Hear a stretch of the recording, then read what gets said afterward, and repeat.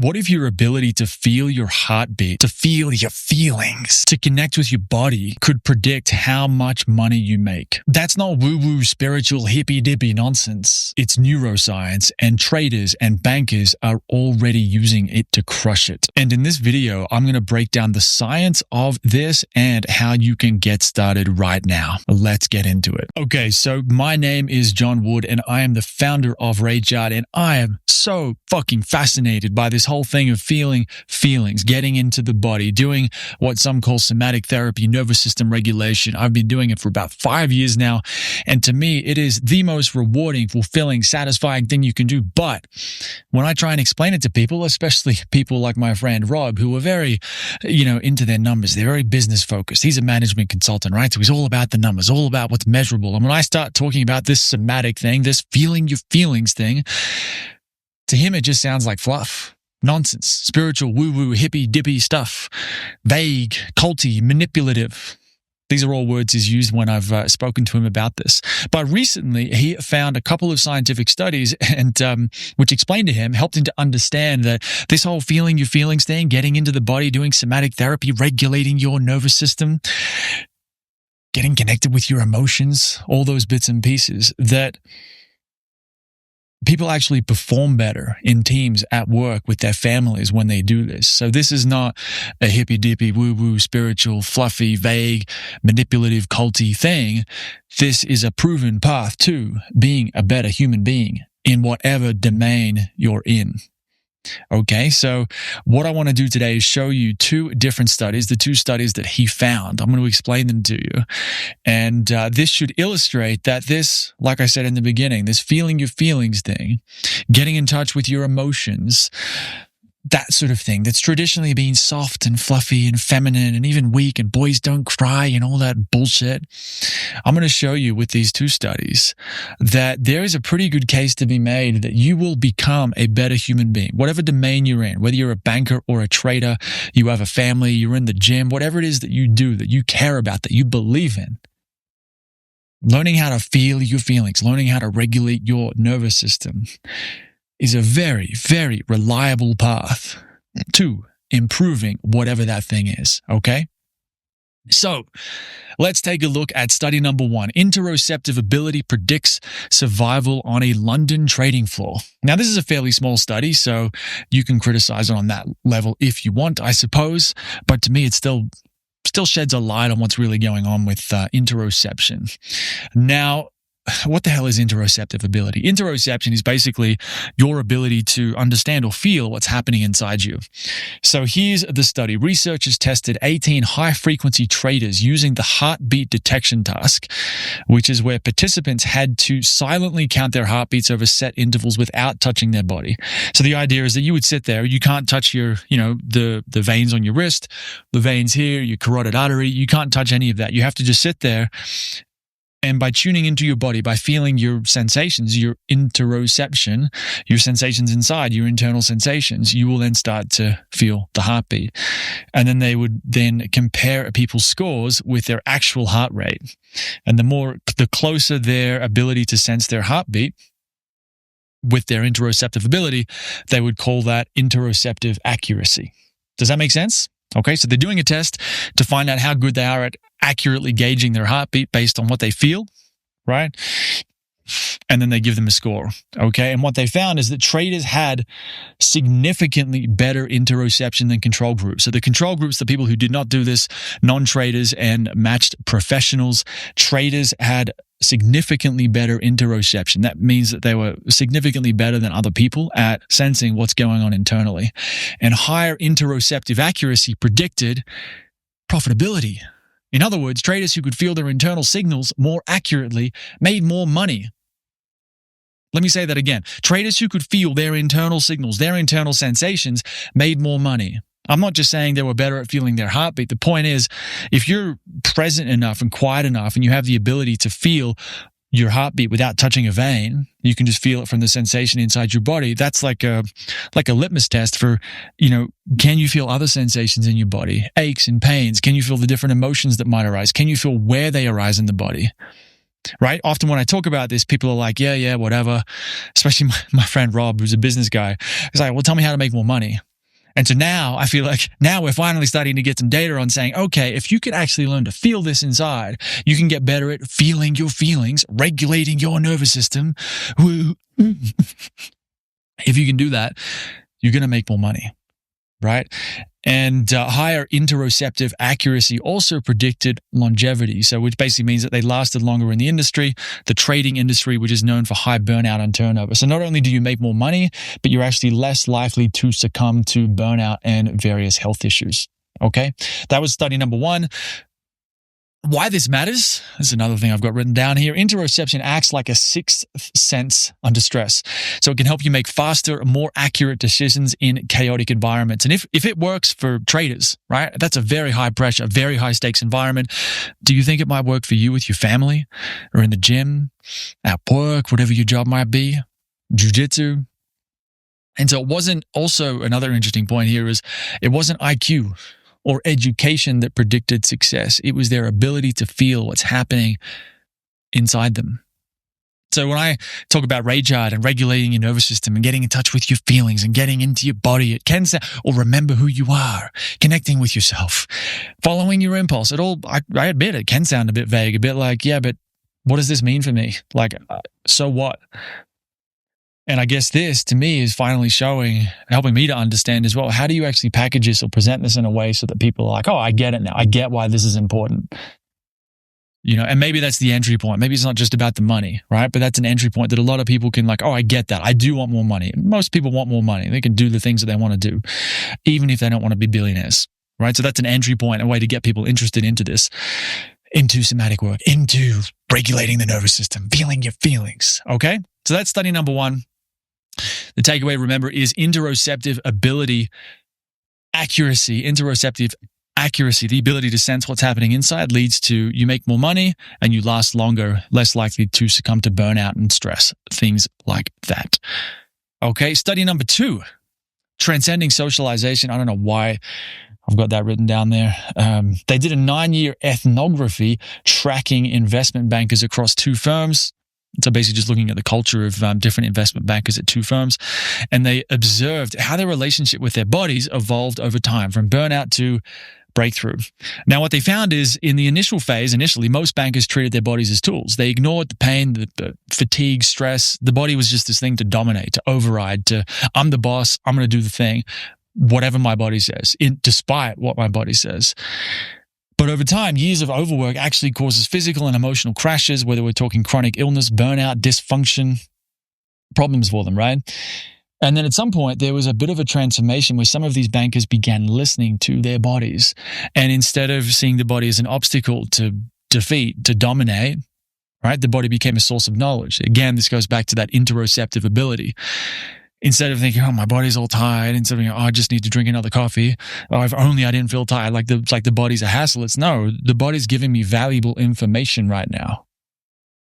And if I pay attention to that, it'll make me better at what I'm trying to accomplish, right? So some of these bankers began listening to their bodies, treating them as sources of knowledge instead of obstacles, like most people.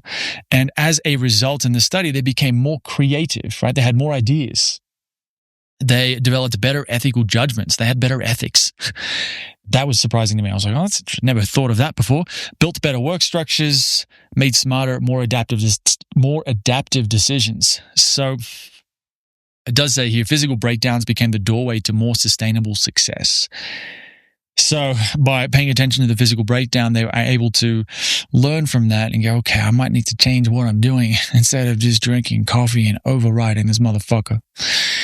And then listening to the body, learning from that, and then starting to listen to the body created unexpected performance gains, not by working harder, but by working with their nervous system. So much of our culture these days, we celebrate, we value, we adore and look up to these people who can override and work crazy, crazy hours, and they just go and they hustle and they rise and they grind.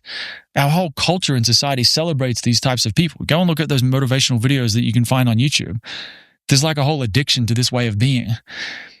And the funny thing is, in a lot of these cases, I think these people are actually just extremely disconnected from this thing right here, to their detriment.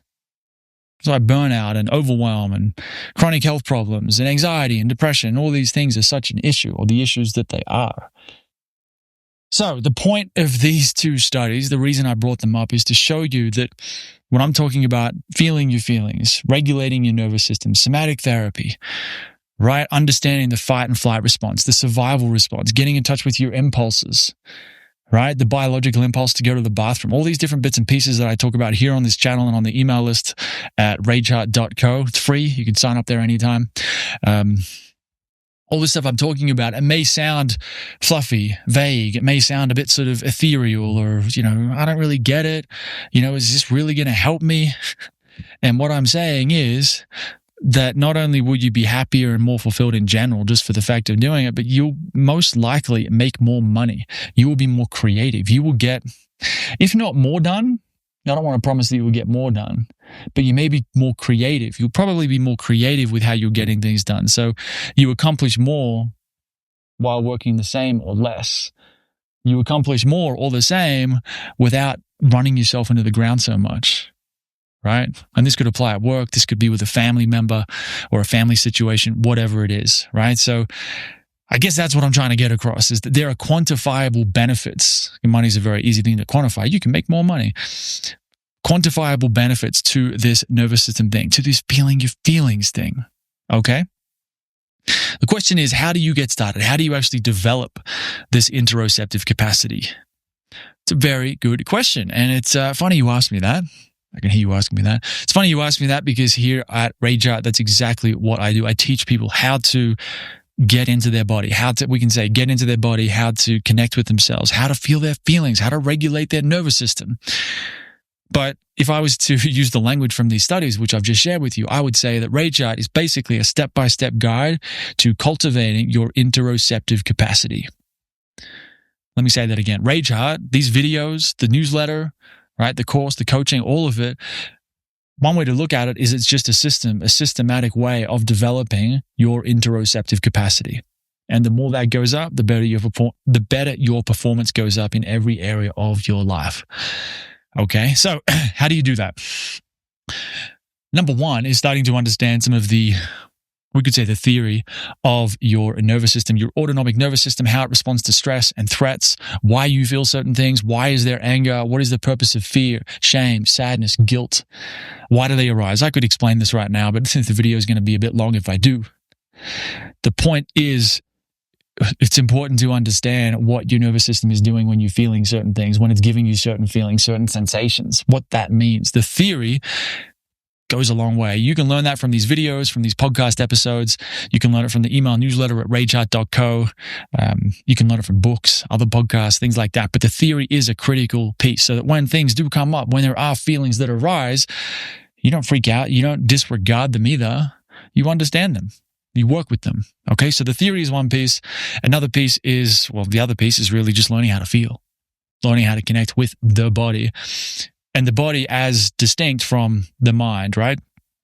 The mind and the body, it's a bit blurry, like where's the line between each one? But a simple way to think about it is the mind is thinking, thoughts, and the body is sensation. Right, so a thought about whatever, a story, a narrative, that's the mind. Right? You can have a story from the mind about a sensation, but the sensation itself is not the narrative.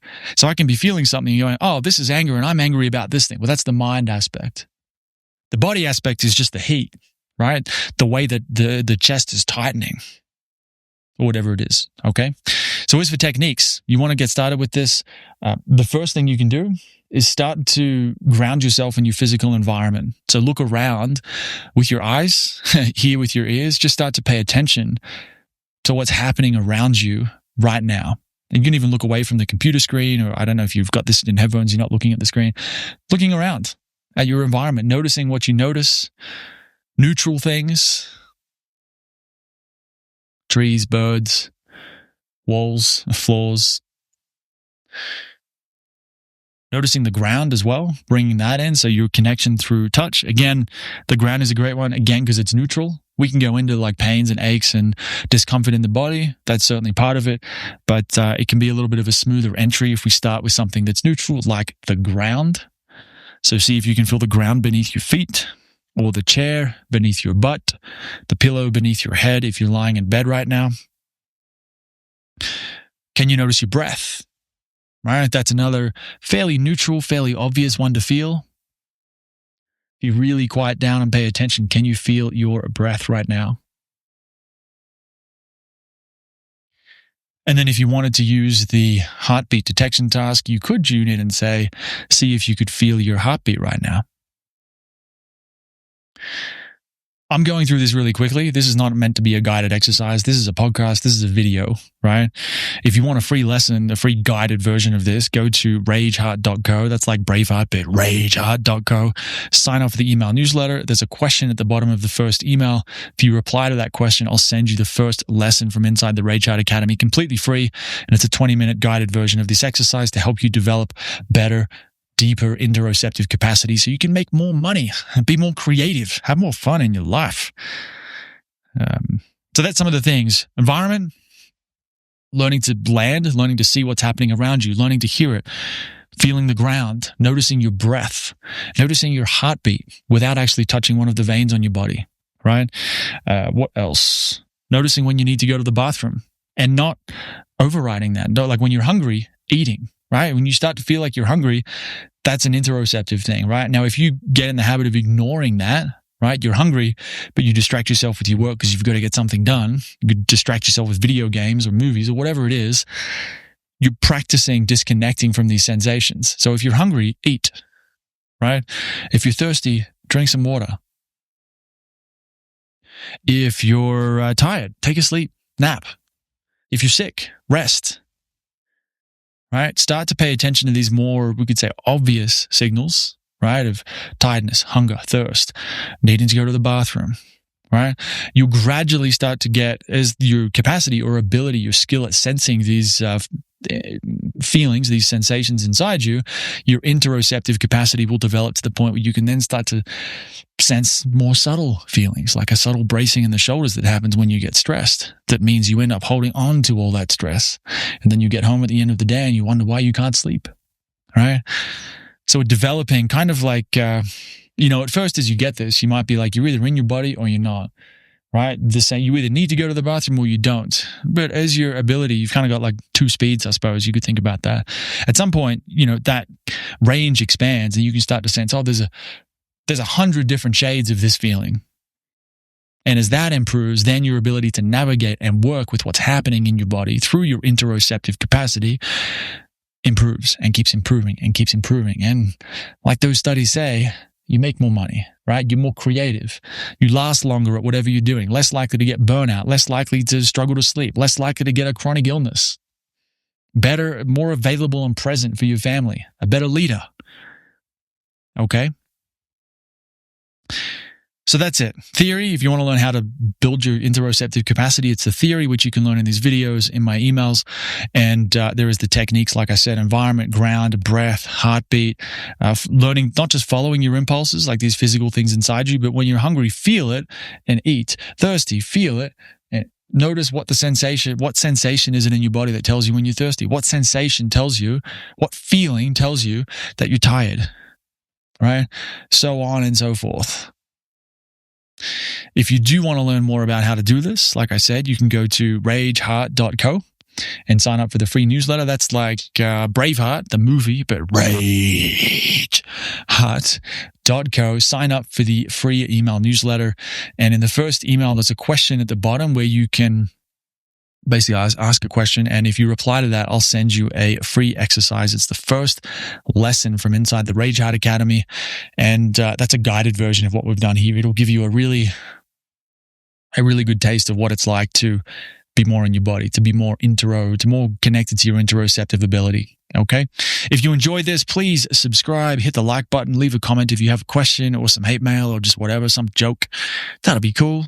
I hope you enjoyed this and I will see you next time.